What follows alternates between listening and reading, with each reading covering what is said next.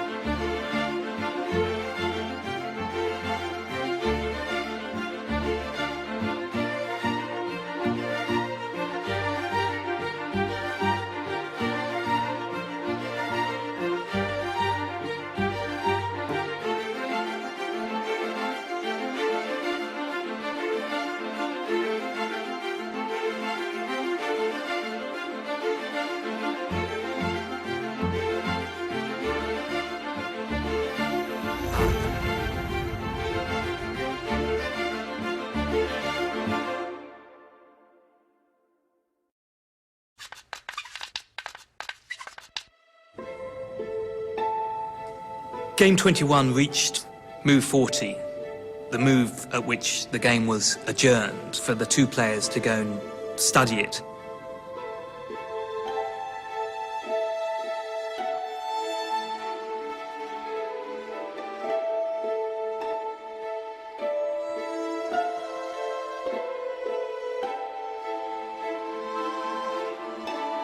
This is NBC Nightly News, Friday, September 1st. Good evening. We'll have more on the developments in the Watergate bugging case.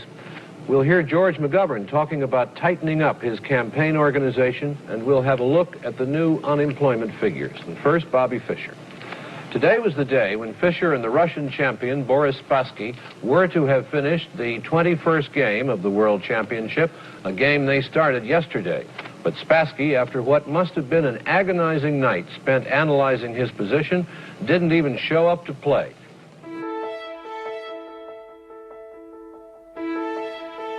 I was going to photograph Spassky in the morning.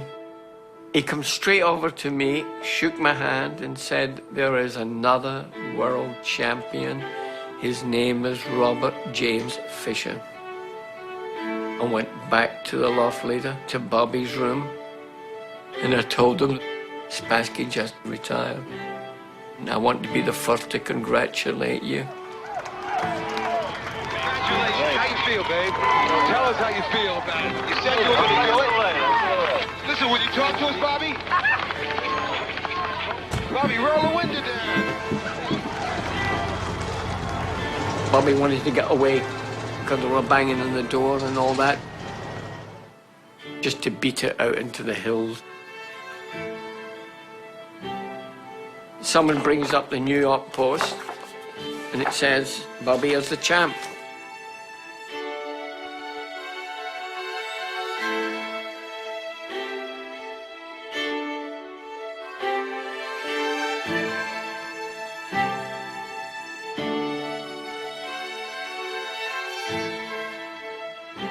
His mother had said to him when she saw she couldn't separate him from chess, she said, okay, go play chess. When that's over, you can start your life. You can do something important. NBC News correspondent Dick Schaap was in Iceland today, and here's what Fischer said. How does it feel now you have the world championship? You're the best in the world at what you've devoted your life to. How does that feel inside? Feels pretty good, yeah. I mean, my goal now is to play a lot more chess. I feel I haven't played enough chess.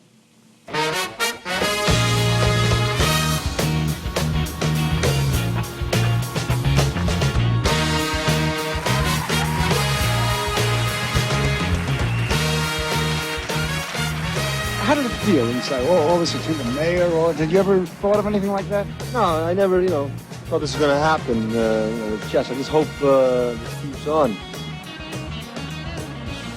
I just had a premonition that something awful was going to happen to him.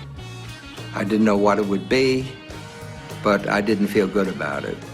One of Fischer's problems was that after the match, he was supposedly better known by the population of the world than anyone except for Jesus Christ. And he was a guy who treasured his privacy. He had a problem.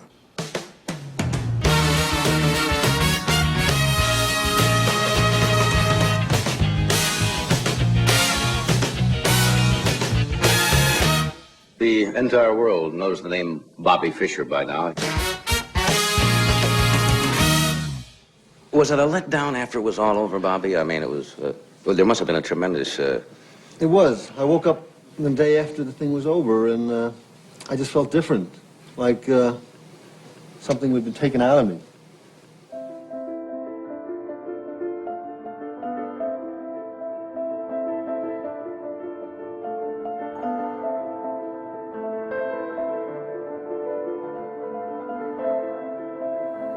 He didn't really, after he won, know what he wanted to do with his life.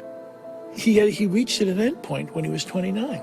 He was 29 years old, and he hadn't had a childhood.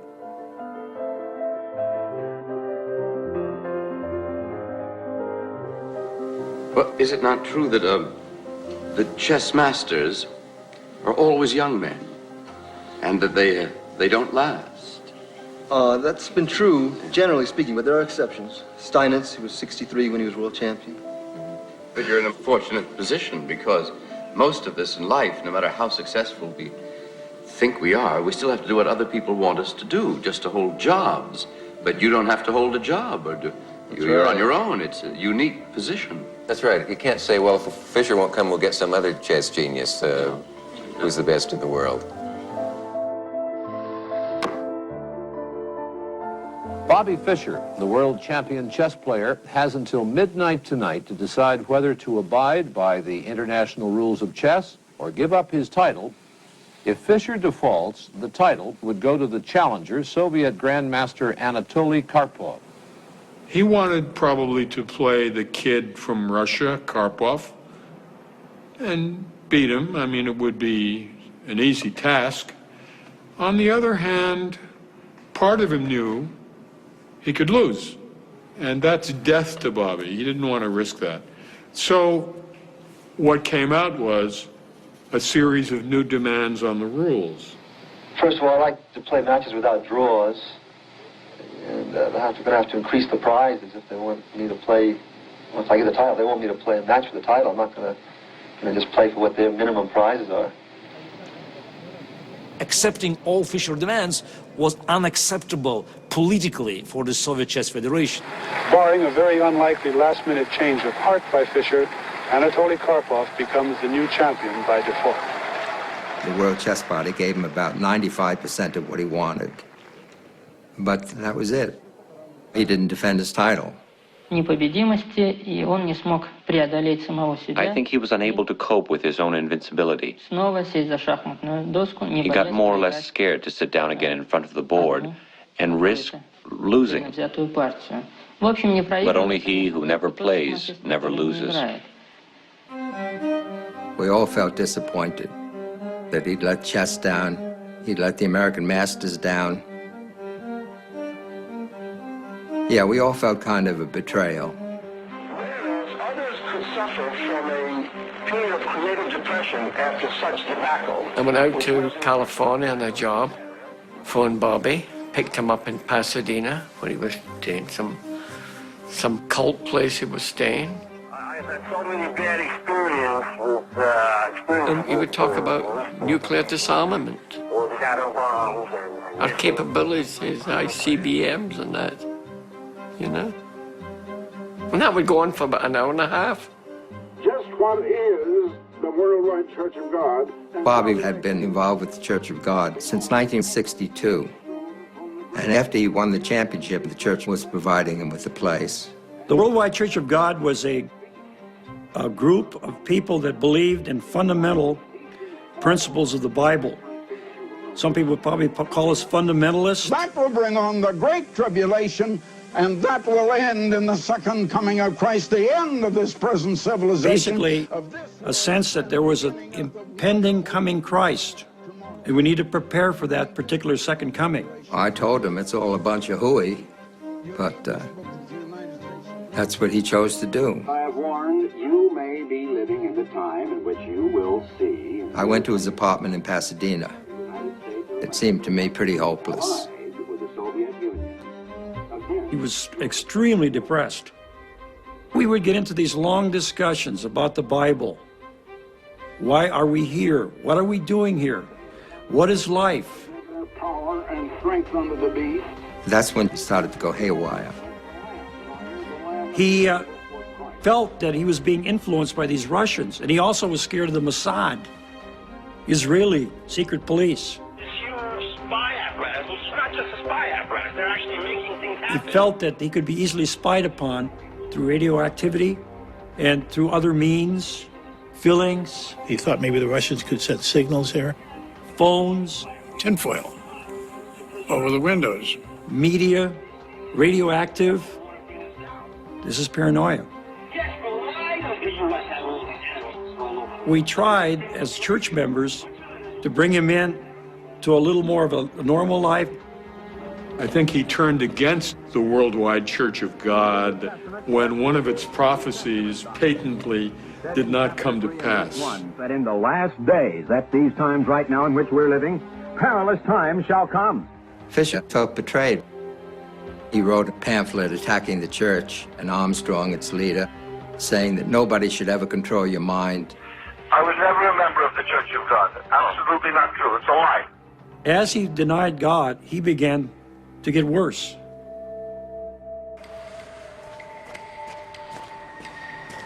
He started to go astray. He started reading the protocols of the Elders of Zion, which he mentioned to me, and I said that book is a forgery and it's a hoax and it's a bit of anti-Semitic propaganda that even Hitler used. Protocol number 1. What has restrained the wild beast we call men? He got into all these doctrines, What has influenced them heretofore? the Illuminati, all these different people that were going to take over the world. Protocol number 9. Merciless revenge and bitter hatred. From us emanates an all-embracing terror. We began to see less of Bobby because we didn't want to expose our children to the famous uncle who's become fulminating anti-Semite. Hitler said in Mein Kampf that the Jews are not the victims, but they're the victimizers. We could be having dinner and he would suddenly start thinking about the Jews did this and the Jews did that. And in our house it was just unacceptable. They're actually making things happen and causing revolutions and killing people all over the world. We start mixing fish with humans and anything's possible. His mother was Jewish. His real father was Jewish. It's complete madness. The question is, how could a Jewish kid become an anti-Semite? Paranoid psychosis. He had false fixed ideas of a very widening conspiracy against him. It was as if he were at war with himself. He became a recluse. Fischer watchers refer to it as the wilderness years.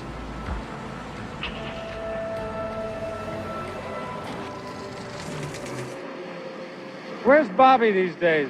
Oh, Bobby's at home. We're in New York. Well, I don't think that I want to get onto the subject of Bobby. You know how Bobby feels about it. Last conversation we had enraged him. If you don't play chess, there will soon come a time when no one will ask you to play chess. He thought that was unacceptable. And that was the end of our relationship.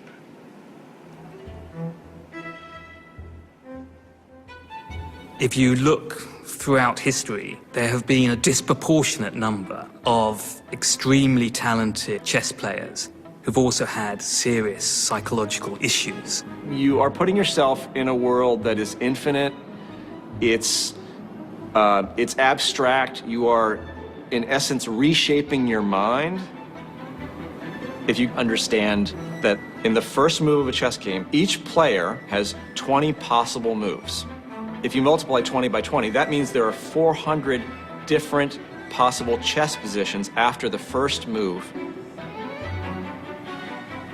The tree becomes with a lot of branches, you know, that you start with one move, and on that one move there are several options. Then all of a sudden it becomes a jungle. The number of all positions that theoretically can occur in the game of chess is something like 10 with 45 zeros. It's like the number of atoms in the solar system. You're trying to anticipate what your opponent might do, and you don't know what he might do, so you're thinking of all the different possibilities. A good chess player is paranoid on the board, but then if you take that paranoia to real life, it doesn't play so well. You end up seeing your real world according to the confines of chess. There were some that came to a sad end. I mean, we like to think that chess didn't cause that, but maybe it didn't. An individual with an unbalanced tendency, by becoming a chess monomaniac, will throw himself over the brink. Yeah, we have some examples where people of exceptional abilities were infected by this mental illness. Victor Korchnoi claimed to have played a match with a dead man. He even provided the moves. Rubinstein. Rubinstein jumped out the window because the fly was after him. Wilhelm Steinitz. Steinitz was in an institution. Steinitz in late life thought he was playing chess by wireless with God Almighty, and had the better of God Almighty. Carlos Torre took all his clothes off on a bus. And the probably greatest name, the greatest impact on the game of chess in the 19th century belonged to an American player, Paul Morphy. Unfortunately, there's some resemblance with Fischer. Paul Morphy was an American player who stunned the world with his chess play. And then at age 26, he wandered the streets aimlessly, he muttered to himself, he became a paranoid schizophrenic. His tour in Europe in 1858, 1859 was one of the most unforgettable events in the history of chess. And then Morphy stopped playing chess. There are many similarities between Morphy and Fischer. People are always going to equate their names together. They both gave up the game at the height of their powers. And disappeared into a world of neurosis, of psychosis.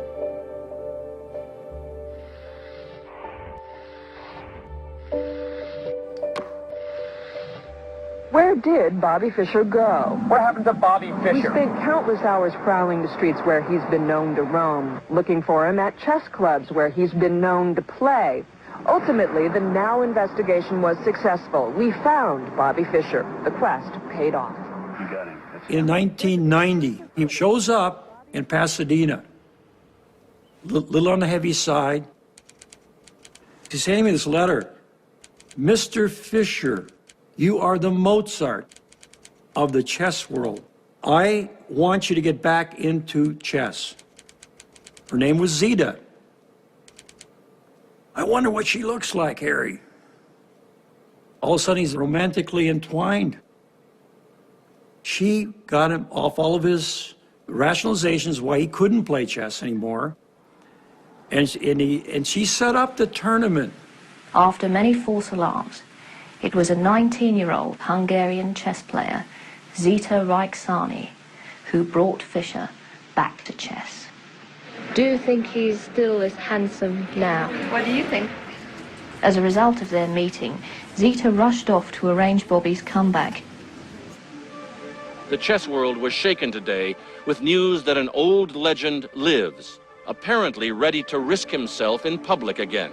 Headlines around the world announced he'd signed a contract to play a rematch with his old Russian rival from Iceland, Boris Spassky. I was in the chess world. Everybody's waiting for him to play for 20 years. I mean, month after month, year after year, there are these stories. He's negotiating this. Someone's trying to raise this for him. He wouldn't play. Finally, he plays. He was playing in Yugoslavia against Spassky. It was trumpeted as a return World Championship match. This is a typical question from Mr. Roger Cohen of the New York Times. If you beat Spassky, will you go on to challenge Kasparov for the World Championship? Can he read what it says behind here?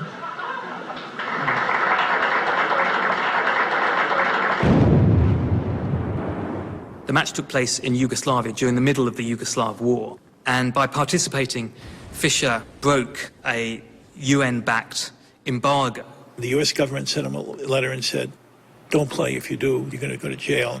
This is my reply to their order not to defend my title here. That's my answer. The match of 92, in my view, had no chess relevance. They played a very decent chess, but it was chess of 1972.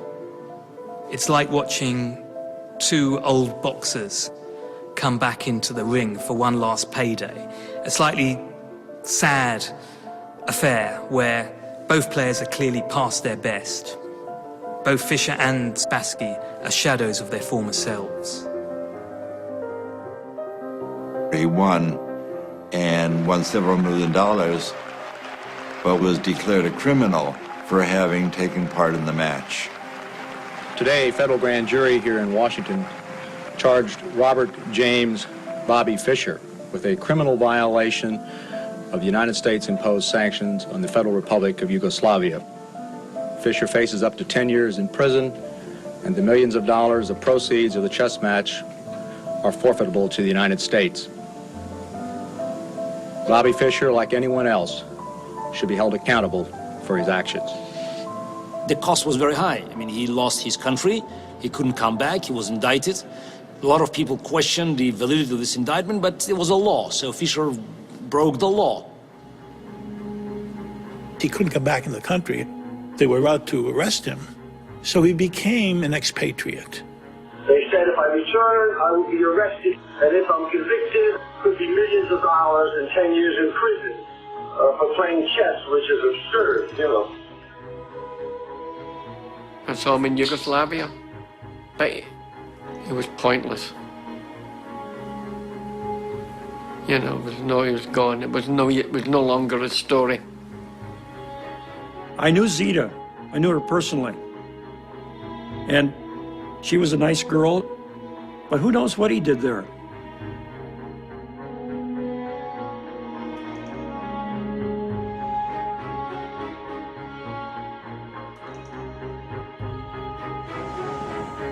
Joan had gone to Hungary in 1995 to visit Bobby when he was staying in Budapest.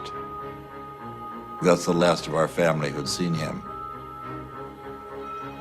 Regina died in '96, and my wife Joan died in 1998 from a cerebral hemorrhage, no forewarning at all. Died within a half a day. It was a tragedy. His mother dies, his sister dies. Bobby was stripped of any family support that he could hope for. And when he was a man without a country, he got worse and worse. 我们来看这条震惊世界的消息。北京时间今天晚上8点30分左右。 This is all wonderful news. It's time for the fucking U.S. to get their heads kicked in. It's time to finish off the U.S. once and for all.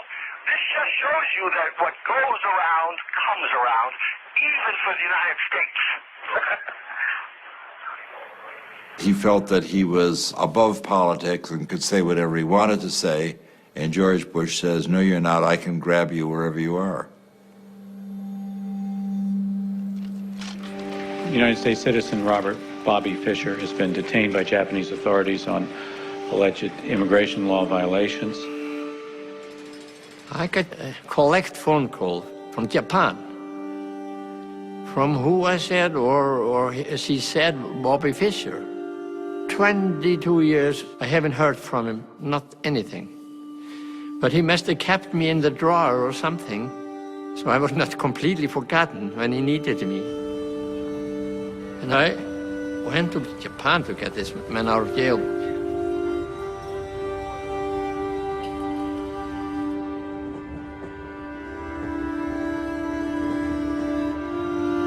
When I saw him there, that was on his birthday. He asked me if I could help him out, you know. I said, I will see what I can do.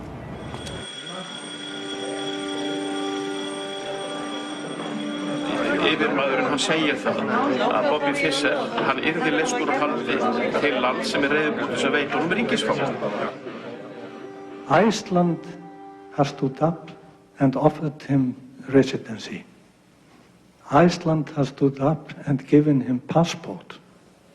At the end, we, this small nation of 300,000 people, intervened and went against the United States and Japan, the two strongest economies in the world, and got him to Iceland.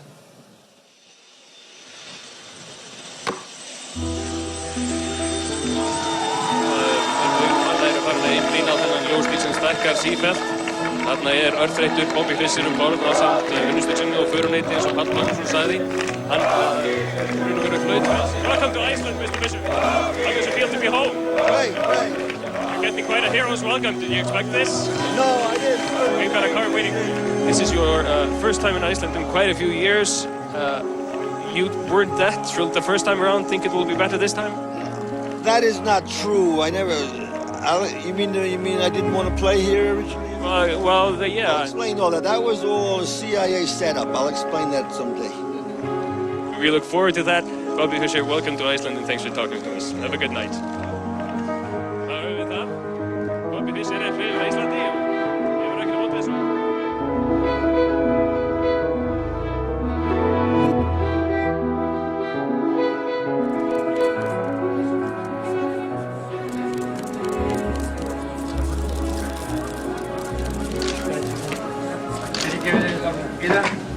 Sorry for keeping you waiting. How does it feel to be a free person? Oh, it feels great. You got a wonderful country, wonderful fresh air, very fine people, excellent food, plenty of room. What's next, Bobby?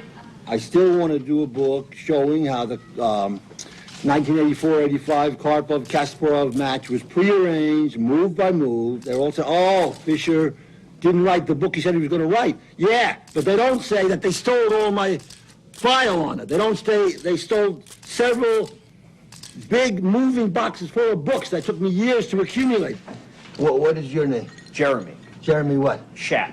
Your father was Dick Schaap, you were telling me last night? Yes, exactly. Yeah, I knew him, yeah. He rapped me very hard. He said, I don't have a sane bone in my body. I didn't forget that. His father, many, many years ago, befriended me. Took me out to see, I don't remember what. Knicks games. Knicks games, and you were 12. Acted kind of like a father figure. And then later, like a typical Jewish snake, who had the most vicious things to say about me. I have to object, Bob. Okay. Did you read the article where he said I don't have a sane bone in my body? Honestly, I'm not sure if I read it, but I know that he said it. Yeah. And honestly, I don't know that you've done much here today, really, to disprove anything he said.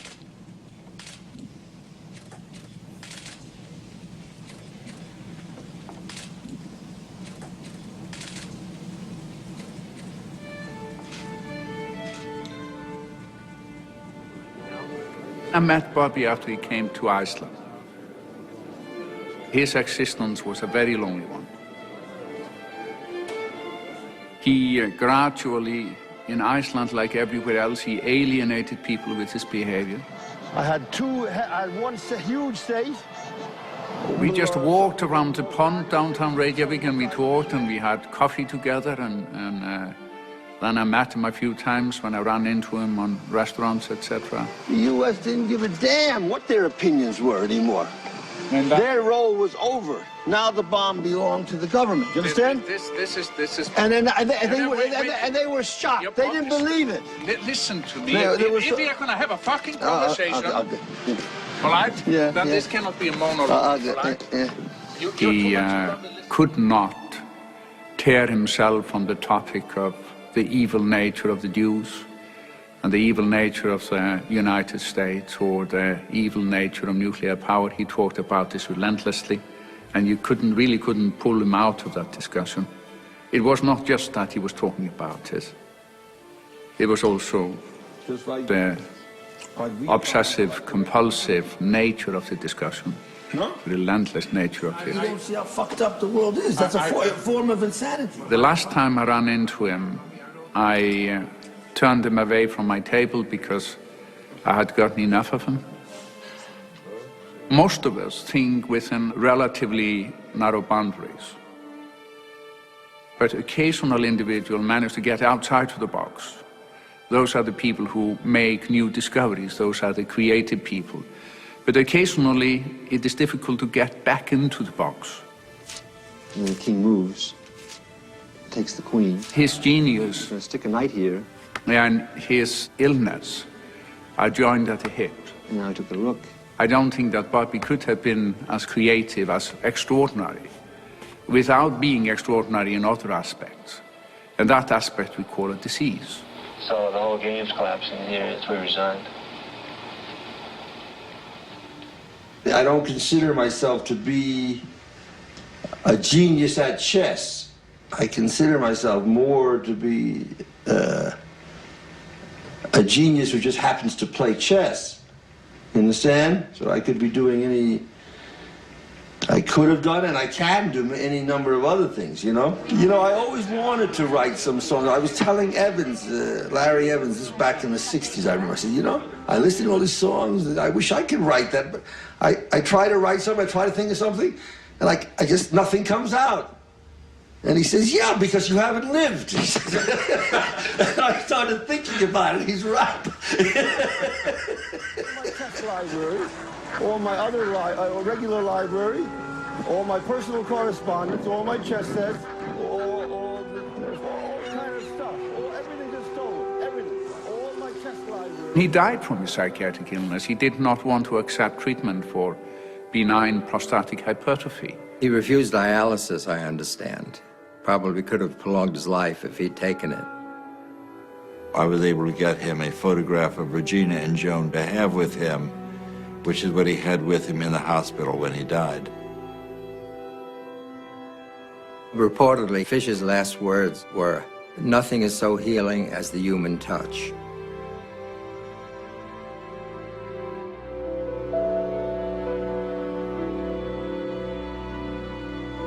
The former world champion of chess, Bobby Fischer, has died.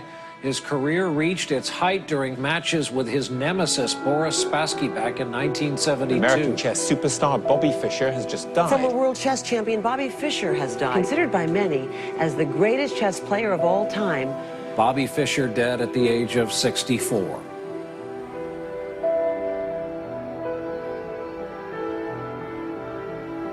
Just his games, that's his monument. His games. If you love an art, let's say you love painting, imagine if Picasso had died after only 5 years of work. All the rest of his works had never appeared. This was a tragedy for the whole chess world. He did it all by himself. He penetrated the secrets of chess in this shabby Brooklyn apartment. He was the best player who ever lived. Bobby Fischer, sound roll 3. Right. Speed. And Bobby, you've been playing this game since you were 6 years old and playing it very seriously shortly after the age of 6. Did all this concentration to the exclusion of other activities, did this bother you? You think this deprived you of anything growing up? Maybe, yeah, to some extent, yeah. Like what? Well, it would have been better, you know, a little more balanced, yeah. And maybe, you know, a little more rounded, you know, but what can you do?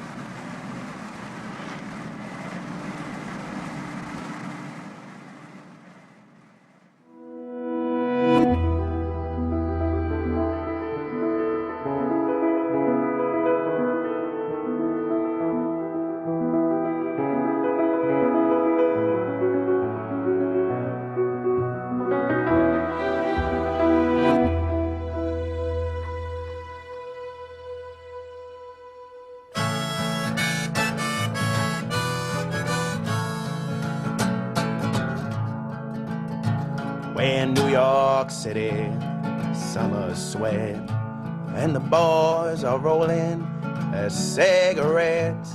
The girls are singing into their phones, but Bobby Fischer is all alone. The parks are buzzing with the birds and the bees. Friends are hugging in 2s and 3s. Lovers are kissing and exchanging their rings, but Bobby Fischer's playing 18 kings. They're screaming and crying at the YMCA. Bobby, Bobby, why'd you go away? His mother is whispering wide and low. Bobby, Bobby, where did you go?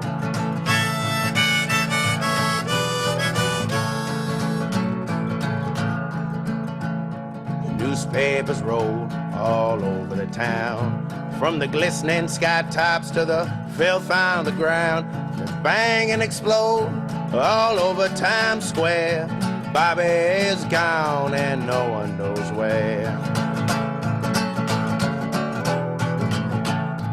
Is he in London? Is he in Spain? Has he cut off his hair? Has he changed his last name? Is he under that rock? Is he behind that tree? Oh, Bobby, Bobby, where can you be?